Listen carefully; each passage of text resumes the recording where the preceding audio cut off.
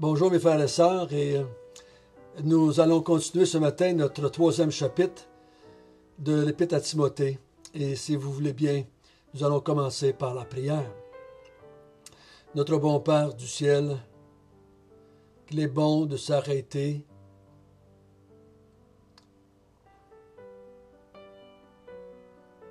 dans nos activités,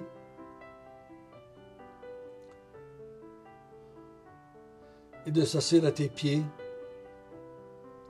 et de vouloir entendre ta parole, de vouloir entendre ta voix.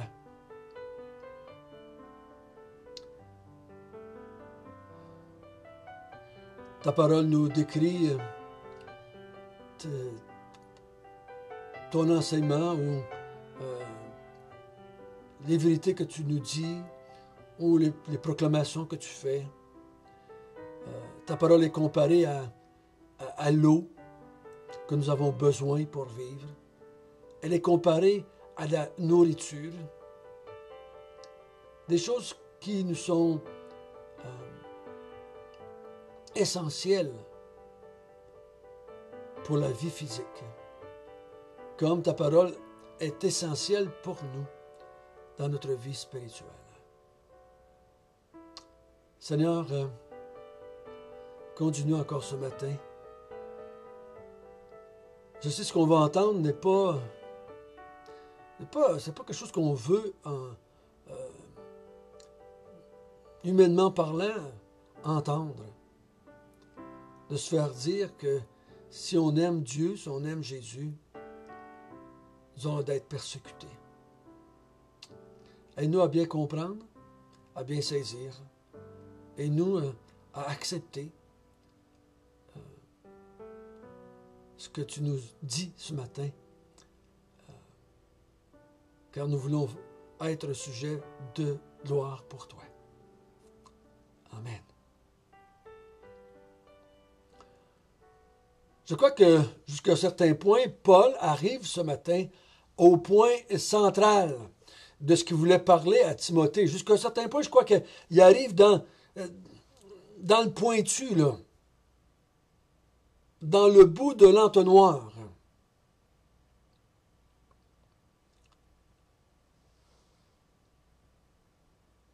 Et dans les moments de persécution, c'est jamais facile. Il n'y a personne qui se réjouit, il n'y a personne qui saute au plafond parce qu'il se fait dire le matin, aujourd'hui tu vas être persécuté, mon ami. Et on voit dans la Bible, on voit Jésus, on voit Paul, on voit les apôtres, on voit les chrétiens du Nouveau Testament dans les Actes des apôtres, que tous, autant qu'ils sont, autant qu'il est possible, fuient la persécution. Jésus, à plusieurs reprises, se cache dans la foule. Il va fuir parce qu'on veut lui tirer des roches, qu'on veut le persécuter, qu'on veut l'attaquer, qu'on veut le faire mourir. Autant qu'il le peut, il fuit. On voit Paul s'enfuir dans un panier qui descend la muraille pour fuir les persécutions. Donc, autant qu'ils le peuvent, ils s'éloignent, comme on a vu hier, de ces hommes qui veulent leur faire du mal.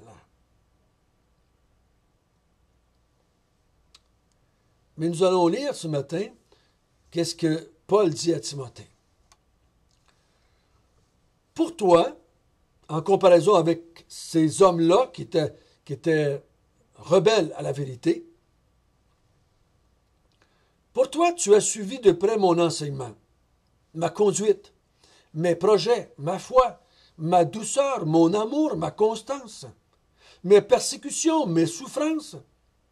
À quelle souffrance n'ai-je pas été exposé à Antioche, à Icône, à Lystre? Quelle persécution n'ai-je pas supporté? Et le Seigneur m'a délivré de toutes. Or, tous ceux qui veulent vivre pieusement en Jésus-Christ seront persécutés. Hier, on a vu qu'il a dit, regarde bien ce que ces hommes-là enseignent. Hein? Regarde bien leur conduite.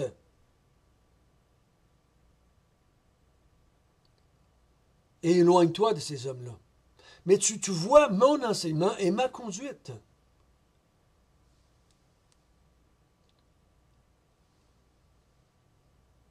Je suis présentement en prison. Je souffre présentement.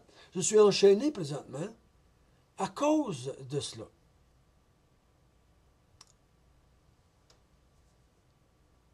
Tu connais. Tu as vu tout ce qui s'est passé dans ma vie. De ville en ville. Tu as vu, on a fui à plusieurs reprises. On s'est caché à plusieurs reprises. On a souffert à plusieurs reprises. J'ai été fouetté, Timothée. J'ai été mis en prison, Timothée. J'ai été lapidé, Timothée. Tu sais, Timothée, toi. Mais tu m'as vu réagir aussi, Timothée. Tu as vu que je n'ai pas changé ma conduite.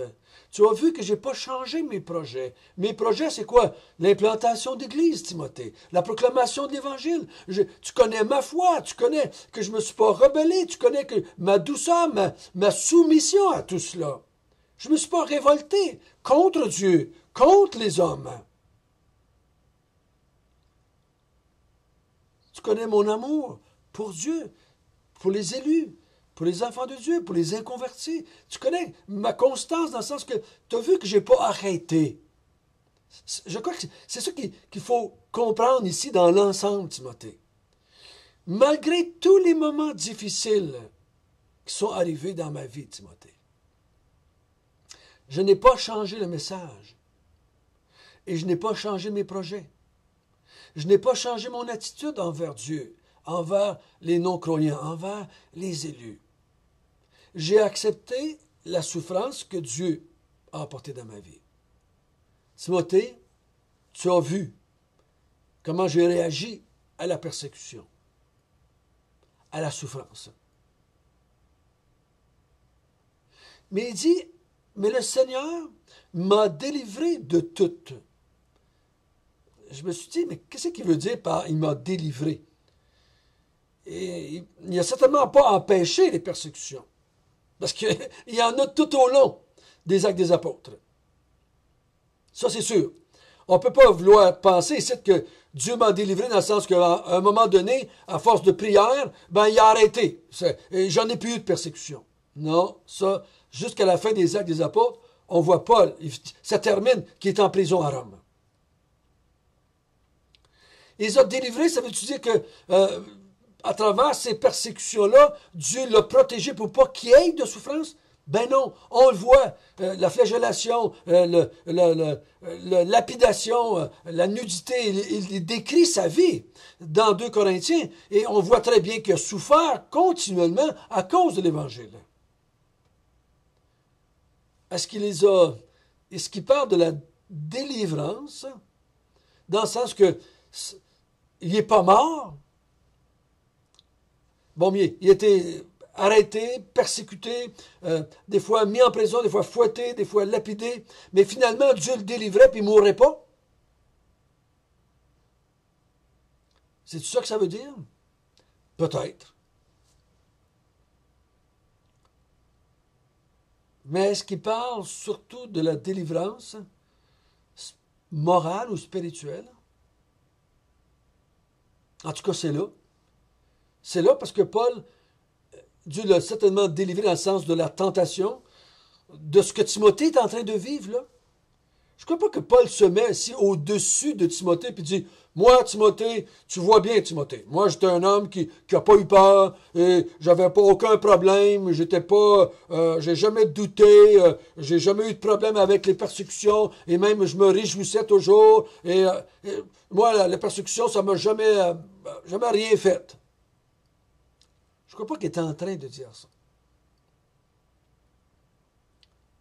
Mais je crois qu'il dit à Timothée ce qu'il a dit à Timothée dans cette épître-là ici. Timothée, quand c'est arrivé dans ma vie, j'ai fait comme je t'ai dit, je me suis fortifié dans la grâce qui était en Jésus-Christ. J'ai regardé vers l'avenir par la grâce de Dieu. J'ai regardé ce qui m'attendait par la grâce de Dieu. J'ai regardé vers la destinée que Dieu m'avait mis devant moi. Et j'ai regardé la gloire que ça l'amenait à Dieu. J'ai regardé le salut qui était emmené aux élus. Parce que j'acceptais de souffrir à certains moments donnés dans mon travail.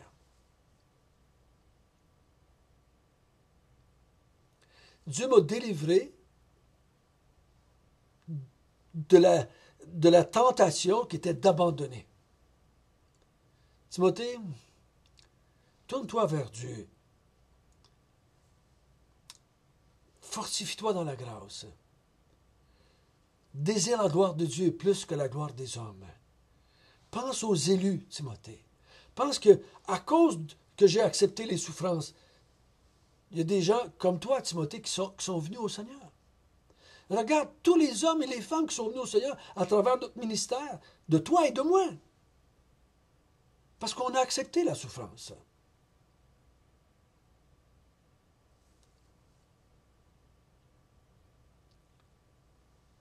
Le Seigneur m'a délivré.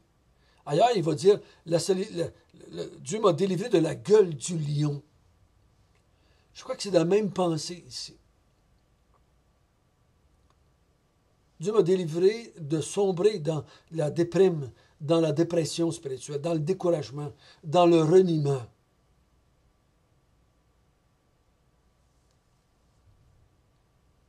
Donc les deux peuvent être vrais. Soit qu'il parle de la délivrance, que ça durait seulement qu'un temps, après ça, il y avait des périodes d'accalmie. Et ça reprenait, il y avait d'autres périodes d'accalmie. Ou bien non, qui parle de la délivrance spirituelle, de la tentation, qui est d'abandonner, qui est de renier dans les moments difficiles de persécution. Et là, il termine au verset 10 en disant « Tous ceux qui veulent vivre pieusement en Jésus-Christ seront persécutés. » Qu'est-ce que ça veut dire vivre pieusement en Jésus-Christ? Vivre dans la piété. Et c'est important ici. Parce que des gens qui vont vivre des vies pieuses, des vies très religieuses, ne seront pas persécutés, qui vont même être acclamés.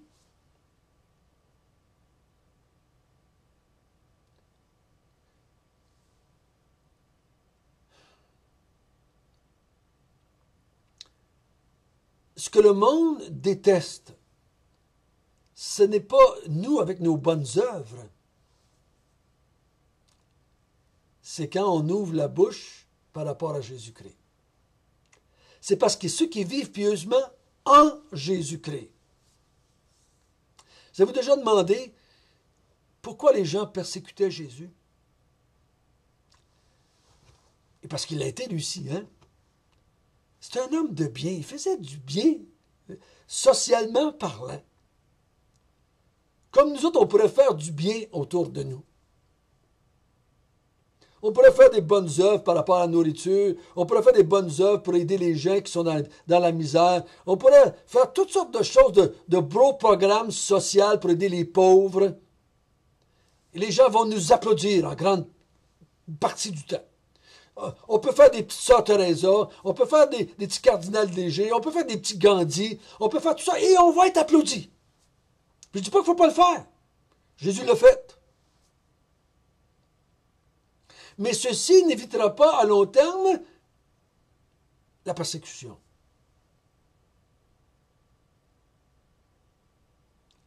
Parce que Jésus ne l'a pas évité.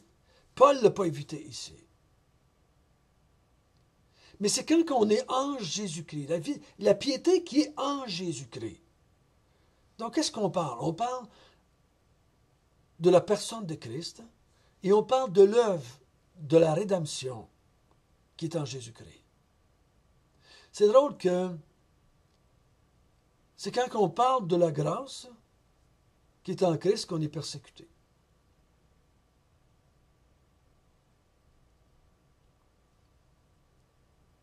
Avez-vous remarqué que quand Paul parlait de ces hommes-là hier, les hautains, les arrogants, les orgueilleux, qui renient la force qui est dans l'Évangile. La force de l'Évangile, c'est la grâce qui est en Christ. Parce que la grâce et le sacrifice de la croix humilient l'homme, humilient les arrogants, les calomniateurs, les fanfarons, les égoïstes. La religion élève l'homme. La grâce qui est en Jésus-Christ abaisse l'homme. Et l'homme ne veut pas cela. C'est pas pour rien. Quand Jésus a parlé que l'homme était pécheur,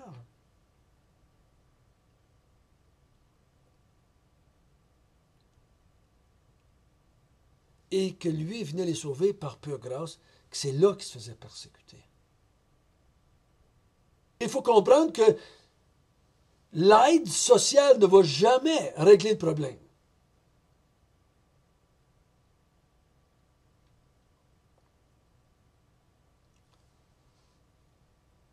Il faut toujours accompagner notre aide avec l'Évangile, n'est-ce pas?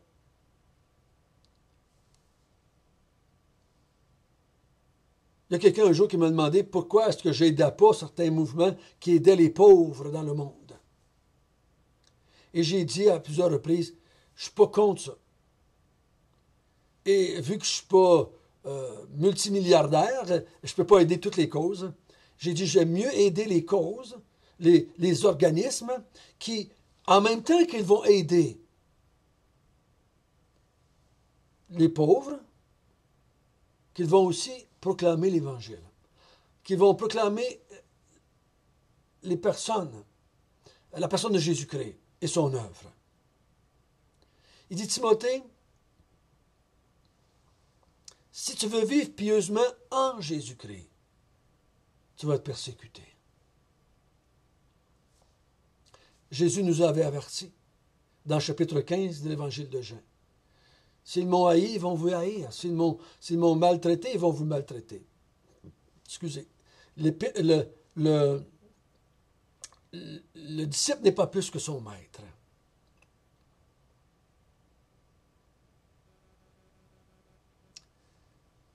Acceptons cela. Je ne sais pas.